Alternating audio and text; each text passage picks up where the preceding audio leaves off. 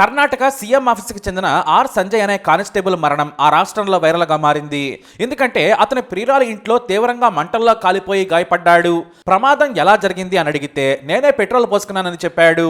అతన్ని విక్టోరియా ఆసుపత్రికి తీసుకెళ్లారు. కానీ చావు బ్రతుకుల్లో ఉన్న సంజయ్ చనిపోయే ముందు సంచలన విషయాలు చెప్పాడు. ఆ విషయాలేంటో తెలిసి పోలీసులే షాక్ అయ్యారు. మీరు ఆ షాకింగ్ వ్యవహారం ఈ స్టోరీలో చూడండి. ఆర్ సంజయ్ అనే 2018కి చెందిన కానిస్టేబుల్ కర్ణాటక సీఎం సిద్ధరామయ్య ఆఫీసులో డ్యూటీ చేస్తూ ఉన్నారు. ఆయన తన ప్రియురాలైన రాణి ఇంటికి ప్రతిరోజు డ్యూటీ ముగించుకుని వెళ్లేవాడు. ఇది చాలా కామన్. రాణితో సంజయ్ది అక్రమ బంధం. అలాగే ఈ రాణికి భర్త, 2 పిల్లలున్నారు. ఆమె భర్త ఓ ప్రైవేట్ కంపెనీలో జాబ్ చేస్తూ ఉంటాడు.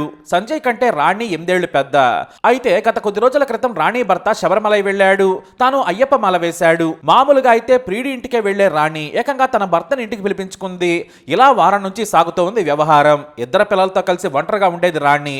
అయినా వారు చిన్నపిల్లలు కావడంతో వారిని నిద్రపుచ్చి బయట నుంచి గడియ పెట్టి ఎంజాయ్ చేసేది. ఈ రాణికి సంజయ్కి పరిచయం అయింది మాత్రం 2020లో. 2018 బ్యాచ్ కి చెందిన సంజయ్ అనే కానిస్టేబుల్ బసవనగుడి పోలీస్ స్టేషన్ లో డ్యూటీ చేసేవాడు. అప్పుడే రాణి అక్కడకు హోంగార్డ్ గా చేరింది. దాదాపు 7.5 పాటు పనిచేసిన రాణితో పరిచయం ఏర్పడింది. ఇద్దరు అక్రమ బంధం పెట్టుకున్నారు.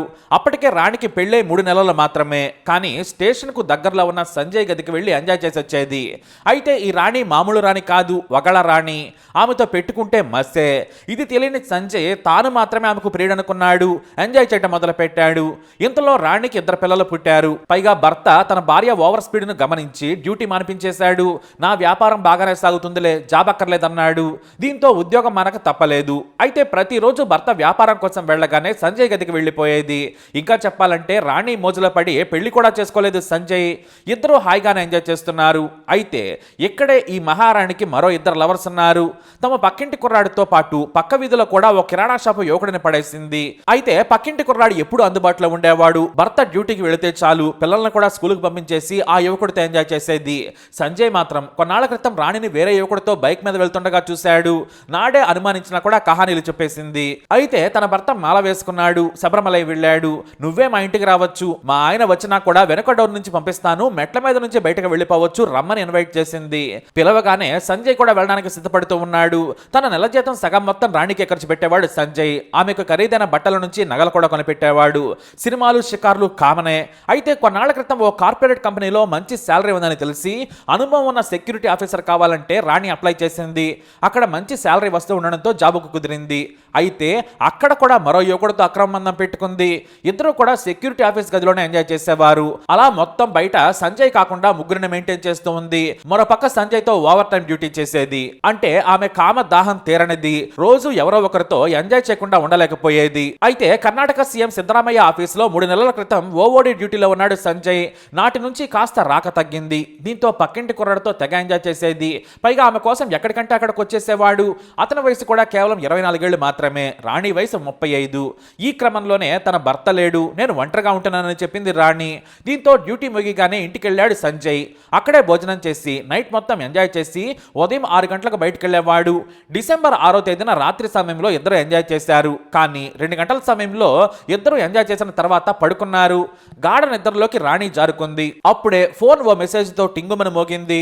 నువ్వు పడుకున్నావా, నాకు మూడొచ్చింది, డోర్ తీస్తావా అని మెసేజ్ పెట్టాడు పక్కింటి కుర్రాడు. అయితే ఆ మెసేజ్ సౌండ్ కి కానిస్టేబుల్ నిద్రలేచి చూశాడు. తనకు ఇంపార్టెంట్ మెసేజ్లు వస్తాయని ఎప్పుడు అలర్ట్ గా ఉండేవాడు. అయితే రాణికి వచ్చిన ఆ బూత్ మెసేజ్ చూసి షాక్ అయిపోయాడు. ఫోన్ లాక్ ఓపెన్ చేసి చూడగానే మొత్తం చాట్ లో బూతులే ఉన్నాయి. వాళ్ళిద్దరూ ఎలా శృంగారం చేసుకోవాలో కూడా చర్చించుకున్నారు. అలానే ఫోన్ లో మరో యువకుడితో కూడా చాటింగ్ అలాగే ఉంది. దీంతో నిద్ర లేపి మరీ రాణిని నిలదీశాడు సంజయ్. చాలాసేపు గొడవ పెట్టుకున్నారు. నువ్వు నన్ను మోసం చేసావని కొట్టినంత పని చేశాడు సంజయ్. నువ్వే అంత ఫీల్ అయితే నా భర్త ఎలా ఫీల్ కావాలి? నాకు ఆ కుర్రాడు సైట్ కొడుతున్నాడు, ఏదో సరదాగా చాటింగ్ చేశానంతే, అంతకు మించి ఏమీ లేదని చెప్పింది. మరో యువకుడి విషయంలో కూడా అంతే, నువ్వు మరీ ఎక్కువ ఆలోచించుకు, నీకు ఇష్టం లేకుంటే వెళ్ళిపోమని క్లియర్ గా చెప్పింది. దీంతో సంజయ్ కి కోపం వచ్చేసింది. ఆమె మీద చేయి చేసుకున్నాడు. కాసేపు రాణి ఏడుస్తూ ఉంది. ఈ లోపు చైర్లో కూర్చున్న సంజయ్ నిద్రలోకి జారుకున్నాడు. అతని మీద ఈ లోపు పెట్రోల్ క్యాన్ తెచ్చి కూర్చున్న సంజయ్ పై పోసేసింది. అతను అలర్ట్ అయ్యే లోపే అంటించి పారేసింది. కొద్దిసేపు అలానే చూస్తూ ఉండి ఆ తర్వాత ఆమె బకెట్ తో నీళ్లు తెచ్చి మంటలను ఆర్పింది. 4 గంటలకు పోలీసులకు ఫోన్ చేసింది రాణి. పోలీసులు అంబులెన్స్ తో సహా వచ్చి తీవ్ర గాయాల పాలైన సంజయ్ ని విక్టోరియా ఆసుపత్రికి తరలించారు. ఏం జరిగిందని సంజయ్ దగ్గర స్టేట్మెంట్ తీసుకున్నారు పోలీసులు. తానే ఆత్మహత్య చేసుకున్నానని చెప్పాడు. పెట్రోల్ పోసుకొని ఆత్మహత్య చేసుకున్నానన్నాడు. రాణికి ఏ పాపం తెలియదన్నాడు. అదే నిజమనుకొని పోలీసులు పోలీసులు రాణిని ఏమీ అనలేదు. అయితే ఇక్కడే ఓ ట్విస్ట్ ఉంది. అదేంటంటే సంజయ్ అలా చెప్పడానికి మరో కారణం ఉంది. కొన ఊపిరితో ఉన్న సంజయ్ని బెదిరించింది రాణి. నా పేరు గాని చెప్పావో ఇదే హాస్పిటల్లో నేను చంపేస్తాను, నీ గ్లూకోజ్లో విషం కలుపుతాను, నీకు విషం ఎక్కిస్తాను, నా గురించి చెప్పకుండా ఉంటే మాత్రం నేను బ్రతికిస్తానని చెప్పింది. అతను పోలీసులకు తానే ఆత్మహత్య చేసుకున్నానని చెప్పగానే రాణి ఊపిరి పీల్చుకుంది. ఆ రోజు నుంచి ఇక సంజయ్ని చూడటానికి రాలేదు. ఎందుకంటే భర్తకు ఆమెకు అప్పటికే గొడవలు మొదలయ్యాయి. పిల్లలు కూడా తల్లి కోసం అతను చాలాసార్లు వచ్చాడని చెప్పారు. ఇక సంజయ్ స్నేహితులే వచ్చి హాస్పిటల్లో సేవలు చేశారు. అయితే ఆ మరుసటి రోజు తన కానిస్టేబుల్ ఫ్రెండ్ చూడటానికి వచ్చినప్పుడు ఎస్ఐని పిలిపించుకుని రమ్మని చెప్పాడు. నేను ఒకటి చెబుతానన్నాడు. వెంటనే ఎస్ఐని సిఐని పిలిపించాడు ఆ సదర్ కానిస్టేబుల్. నా మీద పెట్రోల్ పోసి రాణి నిప్పంటించింది. నేను గొడవ పెట్టుకుని చైర్లో నిద్రపోతూ ఉన్నాను. ఆ సమయంలోనే పెట్రోల్ పోసి తగలెట్టేసింది. ముందు నన్ను బ్లాక్మెయిల్ చేసింది. అందుకే అబద్ధం చెప్పాను. ఇక నేను బ్రతకను, నాకు అర్థమైపోయింది. రాణిని మాత్రం వదిలిపెట్టద్దు, ఆమెకు నలుగురితో అక్రమ బంధం ఉంది. నేను నిలదీసినందుకే చంపేసిందని చెప్పాడు సంజయ్.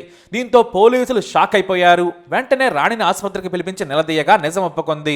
దీంతో ఆమెను అరెస్ట్ చేసి రిమాండ్కి పంపారు పోలీసులు. ఇక ఈ సంజయ్ చెన్నైపట్నంకు చెందిన వ్యక్తి. పోలీసులు అతని మృతదేహాన్ని వృద్ధ తల్లిదండ్రుల దగ్గరకు పంపించారు. మరోవైపు అమాయకుడైన భర్తను మోసగించి శృంగారకేళి ఆడుకున్న కిలాడి రాణి జైలుకెళ్ళింది. భర్త దేవుడి భక్తిలో ఉంటే రాణి మాత్రం ప్రియుళ్ల ఒడిలో శృంగార పూజలు చేసి బరి తెగించేది. చివరకు పెట్రోల్తో ప్రియుడిని చంపేసింది. అయితే ఇంట్లో అంత పెట్రోల్ ఎందుకుంది, ఎందుకోసం పెట్రోల్ తీసుకొచ్చిందనేది పోలీసులు తేల్చే పనిలో పడ్డారు. భర్త శబరిమల వెళితే వారం రోజుల వరకు తిరిగి రాడు. మరి రాణి ఈ లోపే ఎందుకు పెట్రోల్ తీసుకొచ్చుకుందనేది విచారణ చేస్తూ ఉన్నారు పోలీసులు. ఏదేమైనా ఈ వగళ రాణి కథ తెలిసి కర్ణాటక మాత్రం ఊగిపోతుంది. మరి మీరేమంటారు? మీ అభిప్రాయాన్ని కామెంట్ ద్వారా తెలియజేయండి. వీడియో అప్డేట్స్ కోసం మై ఛానల్ ఫాలో అవ్వండి. అలాగే తప్పకుండా సబ్స్క్రైబ్ చేసుకోండి.